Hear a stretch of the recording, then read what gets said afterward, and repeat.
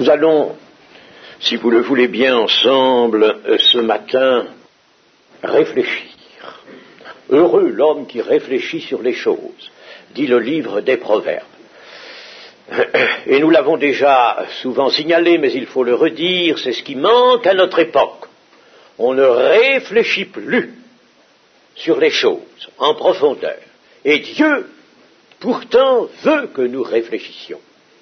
C'est là, on pourrait presque dire, que se fait la jonction en nous, dans notre cœur, la jonction du naturel qui est en nous, car nous avons encore, étant sur cette terre, une vie naturelle, la jonction du naturel et du surnaturel. Et c'est ça qui fait l'homme spirituel, le chrétien. Eh bien, nous allons réfléchir sur un très beau sujet, l'amour de Dieu. Nous avons cette semaine pris connaissance ensemble de ce que la révélation de Dieu nous apprend et qu'elle désire que nous sachions du prochain retour du Seigneur Jésus. Mais toute connaissance doit être aussitôt assortie de l'amour. Vous savez que le Seigneur a dit que tout homme devrait être salé de feu.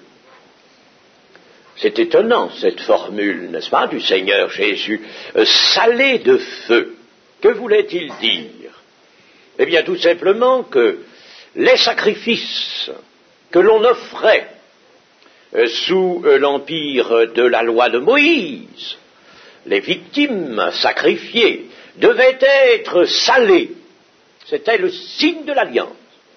Et si un sacrificateur avait oublié cela, son offrande n'aurait eu aucune valeur. Il fallait qu'elle soit salée, c'était le signe.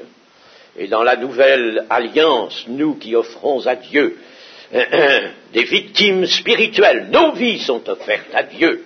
Il faut qu'il y ait sur ces offrandes, ces victimes spirituelles, il faut qu'il y ait ce sel de l'amour, ou du feu, si vous voulez. Le sel, n'est-ce pas, doit être là comme le signe qui va manifester la réalité de cette offrande que nous faisons à Dieu de nos personnes, de nos vies. Par conséquent, il nous faut nous instruire de l'amour et le connaître. Nous allons relire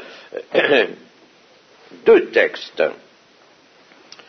D'abord dans Jean, chapitre 15 et verset 9, ce beau texte d'un enseignement que le Seigneur Jésus a prononcé à la fin de son ministère. Pas au début, mais à la fin. Comme le Père m'a aimé, je vous ai aussi aimé. Demeurez dans mon amour. Si vous gardez mes commandements, vous demeurerez dans mon amour, de même que j'ai gardé les commandements de mon Père et que je demeure dans son amour. Je vous ai dit ces choses afin que ma joie soit en vous et que votre joie soit parfaite. C'est ici mon commandement, aimez-vous les uns les autres, comme je vous ai aimé. Il n'y a pas de plus grand amour que de donner sa vie pour ses amis. Vous êtes mes amis, si vous faites ce que je vous commande. Oh, je relis ce verset. Vous êtes mes amis si vous faites ce que je vous commande. Je ne vous appelle plus serviteur, parce que le serviteur ne sait pas ce que fait son maître, mais je vous ai appelé ami, parce que je vous ai fait connaître tout ce que j'ai appris de mon Père. Ce n'est pas vous qui m'avez choisi, mais moi, je vous ai choisi, et je vous ai établi, afin que vous alliez, et que vous portiez du fruit, et que votre fruit demeure, afin que ce que vous demanderez au Père en mon nom, il vous le donne. Ce que je vous commande, c'est de vous aimer les uns les autres. Et nous allons lire maintenant dans la première épître de Paul aux Corinthiens, chapitre 13, ce beau chapitre 13, qui intervient au milieu de l'enseignement sur les dons, les ministères et les dons. Chapitre 13. Quand je parlerai les langues des hommes et des anges, si je n'ai pas l'amour, il faut supprimer ce mot charité qui n'est pas à sa place, si je n'ai pas l'amour, je suis un airain qui résonne, ou une cymbale qui retentit. Et quand j'aurai le don de prophétie, la science de tous les mystères et toute la connaissance, quand j'aurai même toute la foi, jusqu'à transporter des montagnes, si je n'ai pas l'amour, je ne suis rien. Et quand je distribuerai tous mes biens pour la nourriture des pauvres, quand je livrerai même mon corps pour être brûlé, si je n'ai pas l'amour, cela ne me sert de rien. L'amour est patient, il est plein de bonté, l'amour n'est point envieux, l'amour ne se vante point, il ne s'enfle point d'orgueil, il ne fait rien de malhonnête, il ne cherche point son intérêt, il ne s'irrite point, il ne soupçonne point le mal, il ne se réjouit point de l'injustice, mais il se réjouit de la vérité. Il excuse tout, il croit tout, il espère tout, il supporte tout. L'amour ne périt jamais. Les prophéties prendront fin, les langues cesseront, la connaissance disparaîtra, car nous connaissons en partie, et nous prophétisons en partie. Mais quand ce qui est parfait sera venu, ce qui est partiel disparaîtra. Lorsque j'étais enfant, je parlais comme un enfant, je pensais comme un enfant, je raisonnais comme un enfant. Lorsque je suis devenu homme, j'ai fait disparaître ce qui était de l'enfant. Aujourd'hui, nous voyons au moyen d'un miroir, d'une manière obscure, mais alors nous verrons face à face. Aujourd'hui, je connais en partie, mais alors je connaîtrai comme j'ai été connu. Maintenant donc, ces trois choses demeurent, la foi, l'espérance, l'amour, mais la plus grande de ces choses, c'est l'amour. Amen.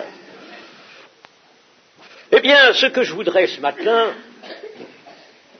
c'est vous faire apercevoir les raisons qui sont dans la parole de Dieu, pour lesquelles cet amour a cette place privilégiée. Cet amour qui est comme le sel répandu sur les offrandes, comme le sel répandu, mettons, sur les œuvres. S'il n'y est pas, il n'y a point de saveur. Ça n'a pas de goût, ça n'a pas d'efficacité, ça ne vaut rien. C'est curieux, n'est-ce pas, quand nous venons de lire ici, dans cette démonstration de l'apôtre Paul, que même s'il avait la foi, si quelqu'un, mettons, avait toute la foi jusqu'à transporter des montagnes, c'est merveilleux ça, d'avoir une telle foi. Eh bien, s'il n'a pas l'amour, il n'est rien. C'est-à-dire que son transport de montagne, les choses qu'il va peut-être, supposons-le, réaliser par la puissance de la foi, ça ne donnera rien, ça ne servira à rien, il n'en subsistera rien pour l'éternité. C'est quelque chose que cela, n'est-ce pas? Eh bien, il faut que nous comprenions. Mais déjà, éclairons un point. Ce rapport, cette relation entre la foi et l'amour. Comment se fait-il que cette foi, n'est-ce pas, qui est en somme la seule chose que le Seigneur nous demande, c'est l'exercice d'un don, disons, parce que le Seigneur a mis dans tous les cœurs la pensée de l'éternité, c'est-à-dire l'aspiration à l'éternité, c'est-à-dire cette possibilité de foi. Mais c'est à nous que revient la responsabilité d'exercer la foi. Le Seigneur ne va pas le faire pour nous. C'est la seule chose, n'est-ce pas, que nous ayons à faire. Eh bien, rapport entre la foi et l'amour, quel est-il? La foi, si elle s'exerce, alors elle ouvre le cœur. Si elle ne s'exerce pas, le cœur est fermé, est endurci. Le cœur est endurci, il n'y pénètre rien.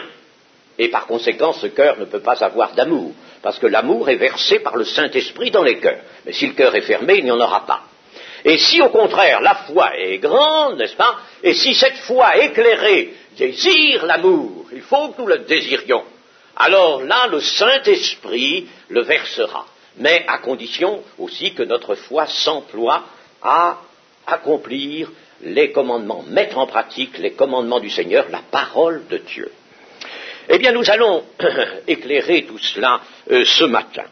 Je rappellerai tout d'abord une chose, c'est ce qu'on peut connaître, ou ce qu'on peut dire de l'amour, parce que le connaître, il faut le connaître par expérience. Chacun de nous doit faire l'expérience de l'amour. Mais disons que l'amour par lui-même est un lien du cœur et de l'esprit avec Dieu. C'est un lien, le lien de la perfection, c'est un lien. Aimer Dieu, cela consistera donc, je dis cela pour préciser, à tourner sa pensée vers lui dans la joie. Dans la joie, non pas comme un devoir, mais dans la joie. Cela consistera à avoir besoin, ressentir toujours un grand besoin d'être à certains moments seul avec lui. Même si nous sommes en compagnie, nous avons besoin d'être seuls avec Dieu. Cela consistera à s'attendre à lui pour tout. Aussi à être poussé à lui être agréable, dans l'obéissance, simplement parce qu'il est Dieu, pas pour d'autres raisons. Il ne faut pas se dire, tiens, cela est écrit, ah bien, si je le fais, il s'en suivra telle conséquence heureuse pour moi. Non, ce n'est pas cela notre pensée. Je fais ce que me demande le Seigneur parce que je l'aime, parce qu'il est Dieu. Pour lui plaire, le Seigneur Jésus disait, je fais toujours ce qui lui plaît. Et c'est cela que nous avons à faire, selon l'amour. Tout simplement parce qu'il est Dieu, et l'amour consistera aussi, bien sûr, à l'adorer, à le servir avec zèle. Et nous pouvons dire tout de suite que la vie nouvelle, qui est celle dans laquelle la conversion nous a engagés, cette vie nouvelle n'a de réalité que si elle contient l'amour. Sinon, elle est factice. Il n'y a pas de vie nouvelle sans amour. La vie nouvelle est comme la vie physique qui a besoin de la respiration. La respiration est d'ailleurs ce sur quoi l'Ancien Testament met un accent particulier, au point que vie et respiration sont souvent pris l'une pour l'autre. Mais la vie nouvelle, elle, ne peut pas exister sans l'amour. Et l'amour est absolument indispensable, la vie et l'amour sont ensemble et ne peuvent pas être séparés. Et cette vie ne se réalise que dans la communion avec le Père et le Fils, c'est-à-dire un lien vivant avec Dieu par le Fils. Si nous avons été réconciliés avec Dieu, comme nous aimons le rappeler souvent, réconciliés avec Dieu, eh bien nous sommes réconciliés, pas pour rester séparés. Quand on est réconcilié avec quelqu'un, c'est pour se voir, c'est pour pouvoir se retrouver. Eh bien il faut par conséquent que nous soyons dans la communion. Et nous avons lu dans la première épître aux Corinthiens, au chapitre 13, et quand j'aurai le don de prophétie, la science de tous les mystères et toute la connaissance, si je n'ai pas l'amour, je ne suis rien. Ce qui veut dire que tout discours, toute parole que n'inspire pas directement l'amour de Dieu rend un son creux. Et comme disait le prophète, c'est du bruit qui n'aboutit à rien. C'est du bruit qui n'a aucune valeur. Chers amis, attention, nos paroles, notre témoignage n'ont de réalité, de valeur, que si de notre cœur, c'est l'amour qui les pousse au dehors. S'ils partent sans l'amour, si nous disons cela parce que nous l'avons appris, parce que nous nous faisons un devoir de lancer à tous échos et à tout vent des versets bibliques, nous sommes des fâcheux. Nous serions de mauvais, nous serions des gens ennuyeux pour le monde. Vous savez qu'il y en a des gens ennuyeux, hélas, hélas. C'est un grand défaut, malheureusement, que nous devons éviter. Mais si c'est l'amour qui fait jaillir de notre bouche des paroles de vérité, les paroles venues d'abord, ces paroles seront limitées, n'est-ce pas? Eh bien, alors ces paroles auront de la valeur, auront de l'efficacité. Je vais vous expliquer cela et vous en donner les raisons.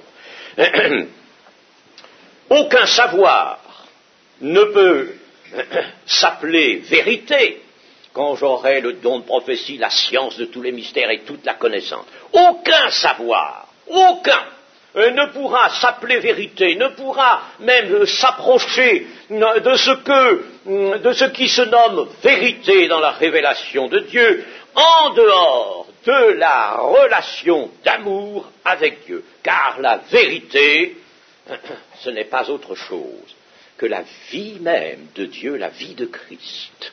La vérité, ce n'est pas une doctrine qui a été bien ajustée. On appelle ça souvent, n'est-ce pas, la vérité, dire la vérité, énoncer la vérité. Mais la vérité, n'est-ce pas, lorsque Jean dit la vérité est en nous et sera avec nous pour l'éternité, c'est la vie même de Christ qui est la vérité.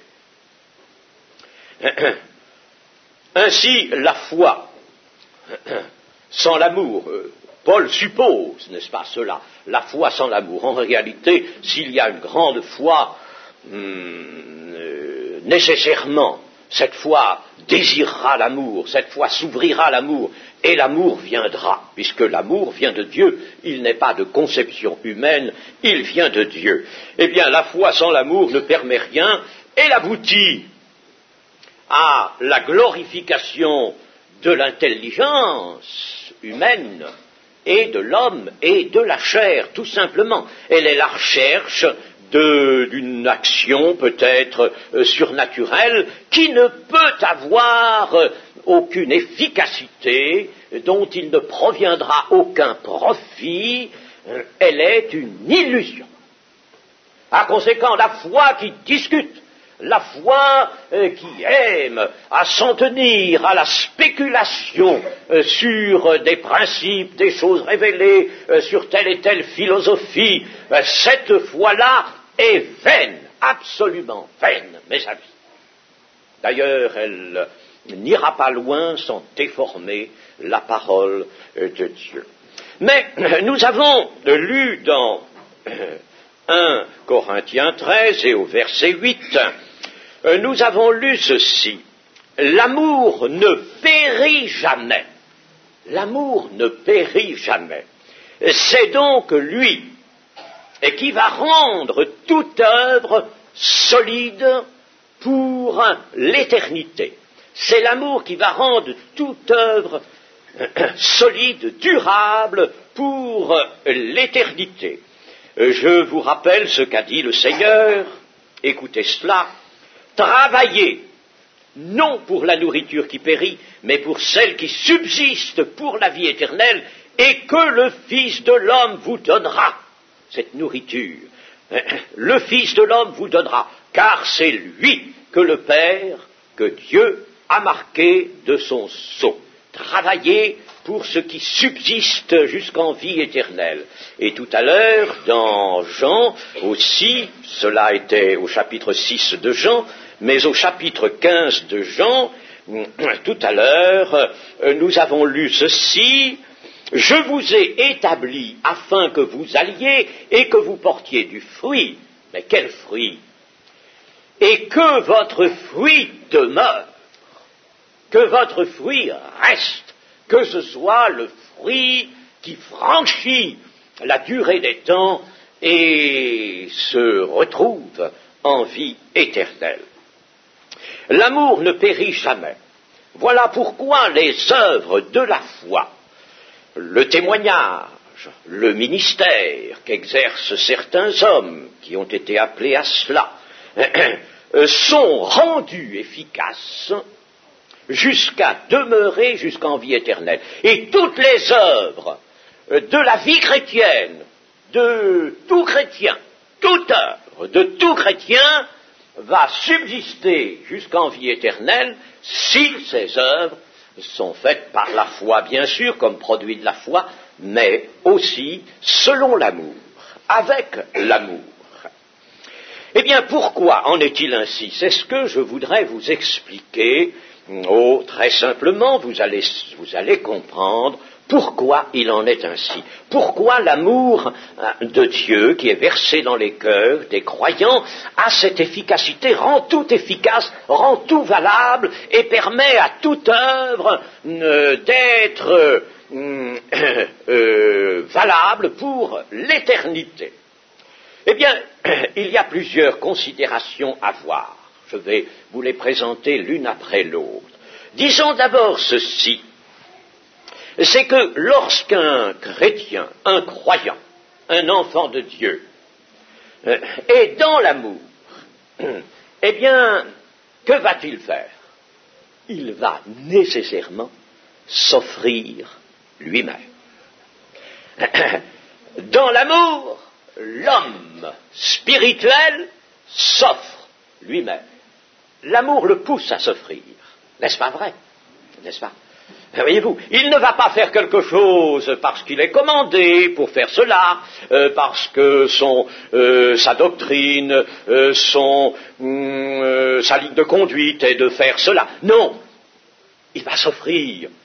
Vous connaissez Romains 12, offrez vos corps en sacrifice agréable, pas pour être brûlés sur un autel, bien sûr. Offrez vos corps en sacrifice agréable, offrez à Dieu. C'est nécessaire, nous dit Paul, que vous vous offriez à Dieu. Vous offrez votre vie, esprit, âme et corps. Vous ne vous appartenez plus, vous appartenez au Seigneur.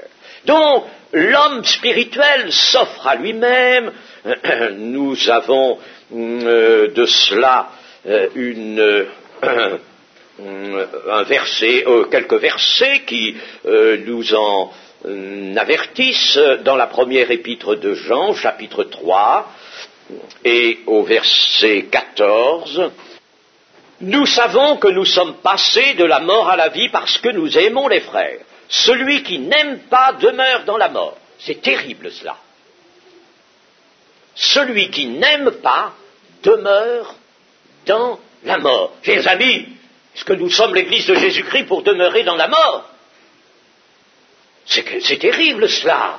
C'est la parole de Dieu qui le dit. Celui qui n'aime pas demeure dans la mort. Quiconque est son frère est un meurtrier. Et vous savez qu'aucun meurtrier n'a la vie éternelle demeurant en lui. Nous avons connu l'amour en ce qu'il a donné sa vie pour nous, le Seigneur Jésus. Nous aussi, nous devons donner notre vie pour les frères. Vous voyez, n'est-ce pas, que vraiment, par son témoignage, dans toutes ses œuvres, dans sa vie nouvelle, le déroulement de sa vie nouvelle, le chrétien qui aime va s'offrir lui-même. Quel grand avantage! Et autrement, eh bien, il agirait comme étant étranger et absent de ce qu'il annoncerait, ou de ce qu'il proposerait. Il proposerait par exemple des choses qui ne seraient pas vraiment, dans lesquelles il ne serait pas lui-même, n'est-ce pas? Une deuxième raison qui nous fait entrevoir pourquoi l'amour rend tout vrai et efficace, eh bien la voici. Deuxième raison. L'amour ne vient pas de l'homme, mais vient de Dieu. Nous avons rappelé tout à l'heure, Romains 5:5, qu'il était versé dans les cœurs par le Saint-Esprit. Donc, dans l'amour, c'est Christ qui agit. C'est Christ, c'est le Seigneur, l'Esprit qui agit, c'est Dieu qui agit par l'homme. Et sans l'amour, c'est l'homme qui agit. Il peut agir en s'appuyant sur des directives puisées dans la parole de Dieu. C'est l'homme qui agit. Et ça ne vaut rien. Dieu n'acceptera pas. C'est l'offrande de Caïn. Ce n'est pas celle d'Abel.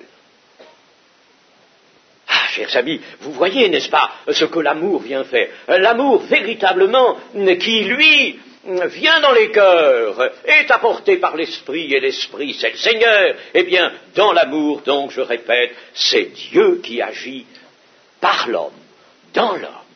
C'est pas l'homme qui agit, c'est Dieu qui agit. Comme c'est merveilleux cela, n'est-ce pas? Vous voyez, troisième raison de cette efficacité due à l'amour, eh bien, c'est que l'amour, lui, il a ceci d'excellent. Qu'est-ce qui se trompe? Qui peut se tromper? L'homme. L'amour ne se trompe jamais. Ah, l'amour ne se trompe pas. Il a ceci de particulier, l'amour ne peut pas se tromper parce qu'il accomplit toujours la volonté de Dieu. Il ne peut pas faire autre chose. La chair ne peut pas accomplir la volonté de Dieu. Mais l'amour, lui, ne peut pas ne pas accomplir la volonté de Dieu. C'est ce que Christ nous a montré, n'est-ce pas, pour lui-même, dans le cours de son ministère terrestre. Je ne fais pas ma volonté, je ne fais que la volonté de celui qui m'a envoyé. Cela seulement. Et nous avons aussi, dans la première de Jean, des versets qui nous en instruisent. Je vous lis, première épître de Jean, chapitre 5, verset 1. Quiconque croit que Jésus est le Christ est né de Dieu, et quiconque aime celui qui l'a engendré, aime aussi celui qui est né de lui. Nous connaissons que nous aimons les enfants de Dieu lorsque nous aimons Dieu, et que nous pratiquons ses commandements, car l'amour de Dieu consiste à garder ses commandements, et ses commandements ne sont pas pénibles, parce que tout ce qui est né de Dieu triomphe du monde, et la victoire qui triomphe du monde, c'est notre foi. Remarquez ceci, l'amour de Dieu consiste à garder ses commandements. L'amour de Dieu consiste à garder ses commandements. Le mot est un peu malheureux en français, le verbe consister. Il ne traduit pas l'idée. On pourrait dire, tiens, aimer, eh bien, cela, je vais m'appliquer à accomplir les commandements de Dieu. Ce n'est pas ça l'idée dans le texte original. L'amour de Dieu a la puissance d'accomplir les commandements de Dieu. C'est-à-dire, l'amour de Dieu pousse à l'accomplissement des commandements de Dieu. Voilà ce que notre troisième raison. L'amour donc ne s'égare jamais. Il suit le chemin au milieu de toutes les obscurités de la terre. Il peut y avoir des nuages épais, des difficultés, le monde peut être contre nous avec toute ses doctrines, avec toute sa philosophie, son matérialisme. Mes amis, l'amour, lui, il trace là au milieu. Et il trace le vrai chemin. Ah, chers amis, comme c'est important. Mais il y a encore une autre raison. Voyez comme il y en a des raisons à l'efficacité de l'amour, n'est-ce pas, que l'amour apporte aux œuvres ou aux témoignages et à la vie chrétienne. Eh bien, c'est que l'amour a ceci de merveilleux encore, c'est qu'il est ressenti. Il est ressenti par tous ceux qui écoutent. Alors, vous parlez, vous apportez la parole de vie, nous dit l'Écriture. Et vous n'êtes pas fait pour être muet, n'est-ce pas? Pas être bavard non plus, bien sûr. Oh, loin de là, n'est-ce pas? Mais vous n'êtes pas, n'est-ce pas, vus comme des gens qui sont muets. Vous devez apporter la parole de vie, bien sûr poussée par le Saint-Esprit. Mais si vous parlez par l'amour, avec l'amour, si votre cœur est en train de flamber de cet amour, et vos paroles sortent comme des flammes de l'amour, les flammes de l'amour de Dieu, n'est-ce pas? Alors, les gens qui vous écoutent, ils sont attirés. Ils sont attirés. Ils sont attirés et ils sont retenus. Ils sont retenus. C'est pour ça que vous allez avoir un fruit qui demeure. Ils sont retenus. Ils sont pénétrés par la parole que vous annoncez, par la parole de vie. Ils sont bouleversés. Ils sont délogés de leur résistance, de leur indifférence. Ah, ils ont entendu beaucoup de choses, et surtout maintenant, n'est-ce pas, il y a des voix partout avec les masses médias, n'est-ce pas, tout le monde parle. On parle, et on entend beaucoup de choses. On lit peut-être aussi pas mal de choses, mais enfin on entend surtout beaucoup de choses. Alors le monde n'a pas besoin de nos petites démonstrations, il n'a pas besoin que nous lui apportions une doctrine bien affinée, bien mise au point, d'une démonstration. Oh, pas du tout. Pas du tout. Le monde a besoin de ce qu'il n'a pas. Et de ce qui est nécessaire à tout homme, c'est l'amour de Dieu, l'amour de Christ. Et l'amour de Christ passe dans les paroles qui sont prononcées, qui jaillissent d'un cœur aimant.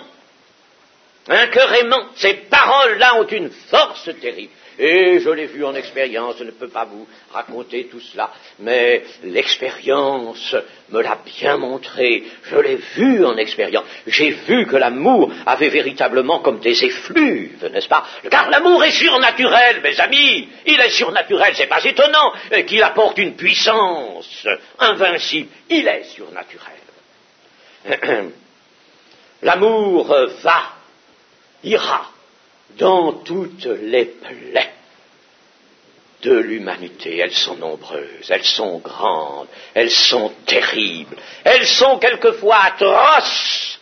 Allez dans les hôpitaux, là vous verrez des plaies dans les corps, mais allez aussi ailleurs, vous verrez d'autres plaies, des plaies terribles. Eh bien l'amour, lui, est capable d'aller dans les plaies. C'est ce qui fait que le Seigneur Jésus est allé vers les publicains, les gens de mauvaise vie, les prostituées, il leur a apporté cette parole qui était toute flambante d'amour, et il a eu comme cette femme de mauvaise vie, qui est venue là à ses pieds, qui a inondé ses pieds de ses larmes. Chers amis, qu'est-ce qui avait fait cela, sinon l'amour qui était sorti du cœur de Dieu, du cœur du Seigneur. L'amour ne juge pas, et il sanctifie tout ce qu'il pénètre.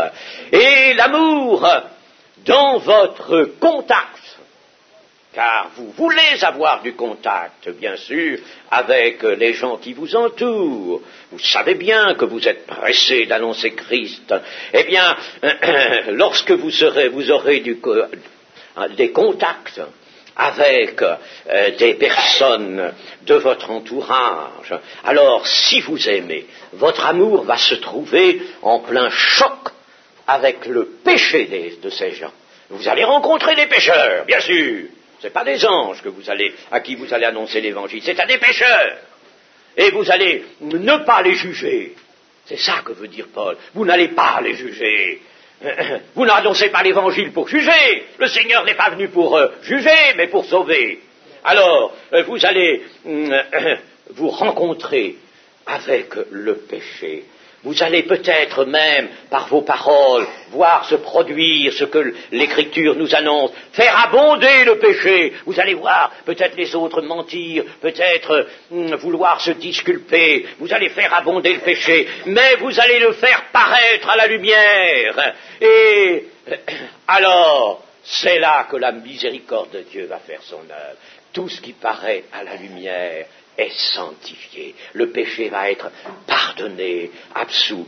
Vous allez amener des âmes à Christ de cette manière-là, chers amis. Comprenez-vous? C'est pas votre démonstration qui va les amener. C'est la puissance de l'amour qui va affouiller leur vie, leur cœur, faire sortir ce venin, ce mal qu'est le péché, dont ils ne sont pas conscients même, souvent. Et le Seigneur, lui, va mettre sa miséricorde là, et vous aurez gagné des âmes, par l'amour de Dieu. Ou si c'est pas vous, dites pas c'est moi qui... Non, c'est l'amour de Dieu, par votre moyen, qui l'aura fait.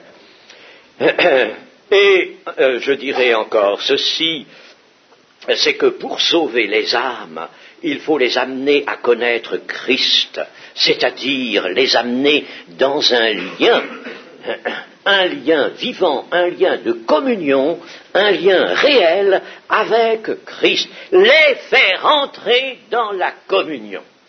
Ces âmes, n'est-ce pas, que vous aurez amenées à l'état de repentance parce que tout à coup le péché aura abondé, ce péché se sera vu et l'âme elle-même aura vu son péché, ce sera le temps de la repentance et ce sera aussi le temps du pardon du Seigneur.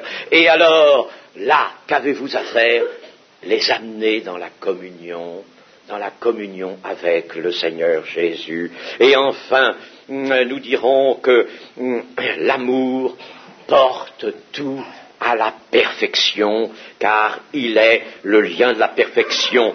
Dans un verset de Colossiens 3, 14, il est dit que l'amour est le lien de la perfection. Alfred Cohen traduit de la manière suivante: l'amour lie parfaitement les vertus ensemble et rend la communion indissoluble. C'est paraphrasé, d'accord. Mais il y a là un peu, n'est-ce pas, une explication du sens, n'est-ce pas. Voyez-vous, il lie toutes les vertus ensemble, tout ce qu'il y a de magnifique, tout ce qui procède de Dieu et de la vérité, tout cela, n'est-ce pas, et il rend la communion, d'abord il établit la communion et il la rend indissoluble avec le Seigneur.